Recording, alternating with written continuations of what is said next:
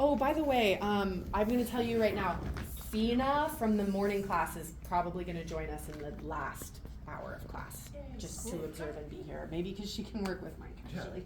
Easy. Okay. Okay. Hello. It's like 2 minutes left in my massage, and I just want to say hi to the arm. Here's something. Oh, wow. Hi, there's your neck. Can you see that? Pretty nice. Okay, two-handed effleurage, one-handed effleurage. Oh my God. Upper traps, the neck, you like? I can bring her out to the side. I can do one hand. I like to kind of hold her here so that I have something to press into. One-handed effleurage into the pecs.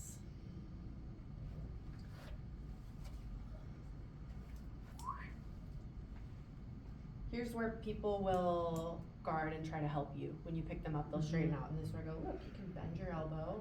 I've got you supported at both ends of this joint, and that helps give her a sense to relax that guarding. Petrissage all the way to the upper traps. I could spend a lifetime here. It feels really good. Petrissage in the deltoids. Petrissage in the pecs. Two-handed petrissage in the back of the arm and the front of the arm. Or I can break it down and do just, if the arm is the area she wants to focus on, I can really take my time and do like just petrissage on the biceps, just friction on the biceps. Or I can just say like, girl, we have 2 minutes. Here's your whole arm. Here's the front and back of your arm. I thought you were gonna start ringing. That's what my guess was. Ringing. I like to ring for the forearm. I like that better than trying to do this two-handed petrissage. I like to ring the forearm because it feels really good, and we only have 2 minutes. So I'm gonna pull out here's the really good juice for you. All killer, no filler, And I'm not gonna do milking and ringing. That's for specific work when we've got a focus area to take our time with. Otherwise, I just want to give her a sense of her hand. I can give 2 fingers at a time, just milking, to be a little more efficient and still give her a sense of length through her fingers. Okay, and then let's zoom in on pin and stretch through the biceps and through the lats. So, with my frictions, I'm trying to compress and stretch the tissue. With the pin and stretch, I'm gonna pin with my fist and stretch the tissue underneath my fist. So I'm not intending to move my fist through her tissue at all. I'm lengthening the tissue underneath my pin, and the tissue sort of unfurls underneath my fist rather than me flowing through the top. Yeah. Would it be okay to do an open palm instead of a fist? Let's see. Let me do my fist, and then I think that's definitely something I have done. Yeah. If this is comfortable. Something kind of similar to the sports massage, and I liked being able to feel. Yeah. Some more. If this is comfortable on your wrist and you can get good body mechanics behind this, I actually really like an open. I really like an open hand, or the pinky side of my hand on the pecs for a pin and stretch. I can use a fist, but these are tendy on people, and that can be a lot. So I can also do this fascial shearing, hook the pecs this way, and then bring her into lateral rotation. And I can feel the tissue unfurl under my hand. How's that, Bonsi? Yeah, and I'm doing really pure movements for these pin and stretches, right? It's really easy to get kind of I don't know, like this, and that's a little too much. The muscle's doing lots of different things. I want to be okay, this muscle, the rotation. We're gonna just do lateral and medial rotation. How could I turn up the volume if she wanted more sensation and we wanted to turn it up a little bit? Use your fist. Yeah, I could change the range of, the plane of movement and have her do extension. What else could I do? Have her do the Active movement. rather than passive?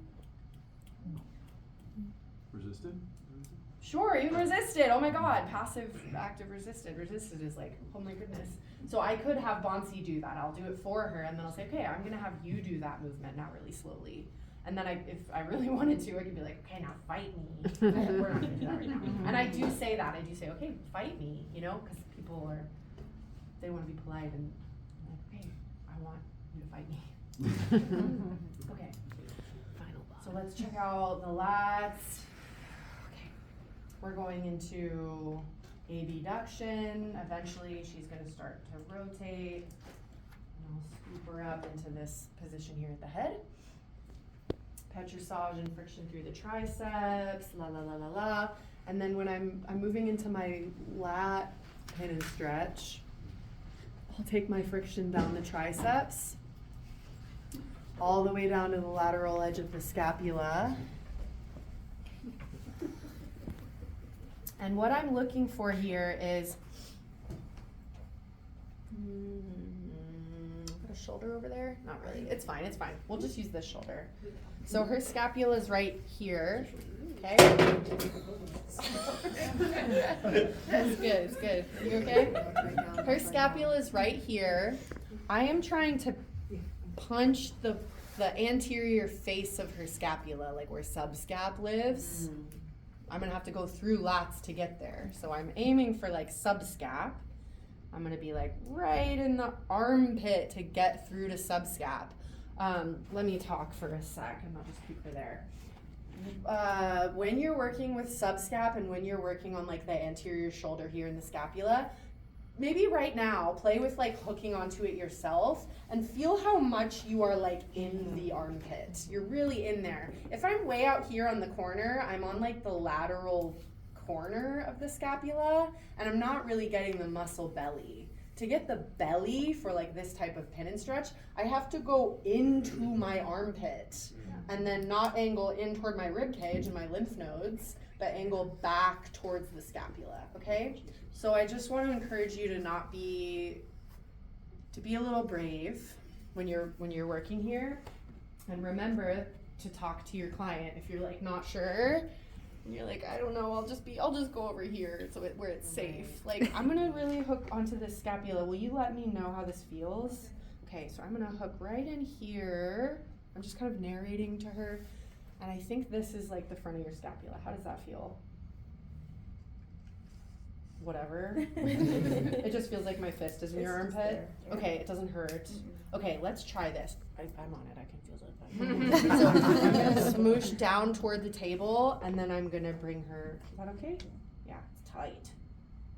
You let me know if I need to slow down, okay? Okay. So my fist is staying down toward the table and I'm just bringing her into extension.